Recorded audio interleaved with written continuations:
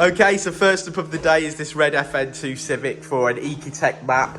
It's got some mods, as you can see. We'll run through the list of mods at the end. What we're going to do is your stock power run, then we're going to flash the Ecutek software onto the stock ECU and start tuning from there. So, here she is. Let's get cracking.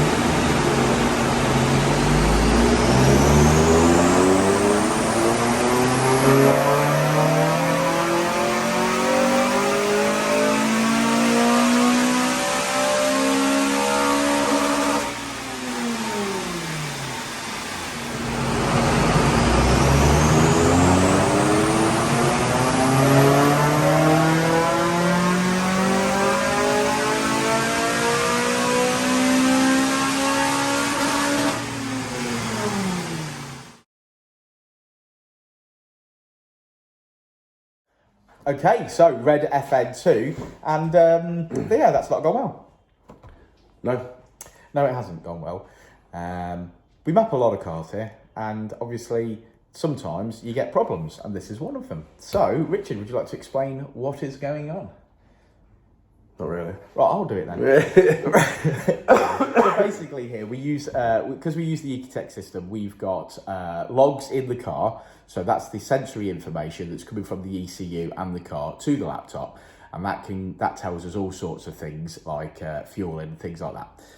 And then we've also got sensors external. So we've got an AFR sensor. Well, it's just a secondary backup, isn't it? Basically to make sure that what we're seeing on the logs and what we're getting out of the exhaust, in the sense, it's just a comparison between the two. So we've got it, and also it gives us redundancy, and obviously when you've got it on the map, you've got it on there as well. It's really easy to see on the computer as well. Yeah, really easy on the computer. So we can go through all that. Now, the problem is here, this particular car is, I didn't find out until afterwards started on it, that this car had got problems and felt flat on the motorway.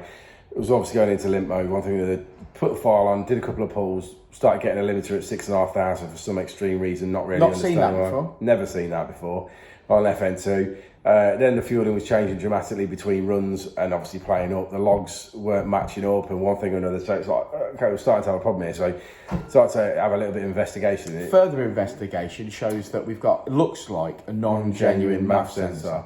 Now, admittedly, we do in our tuning sort of take out the MAF sensor from that, but obviously some of its sensory information still is given back to the ECU.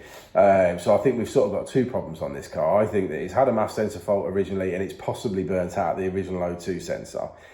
And then obviously it's had a cheap one put in it. And then the ECU's trying to compensate for one thing to another, and it basically we've ended up. I think we've got two sensory issues basically going on here.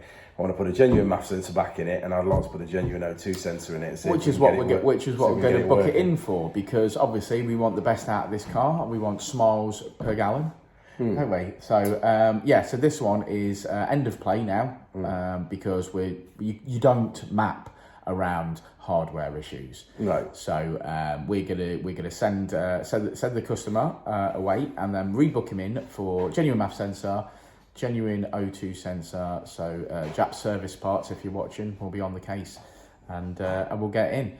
So that's the end of this one, isn't it, really? Should we have a look at the graph? Can have a look at where we got to on the graph. Let's go and have a browse. Okay, so red line is where we started today, and blue line is where we've finished, because we've got to warrant some further investigation. As you can see, we started to make some power as Richard started to smooth things out, but we do have sensory issues that we're not going to overcome with Mapid. So we're going to see this car again. This will be part one, I would imagine, part one, and there'll be a part two where we rectify and find the solution.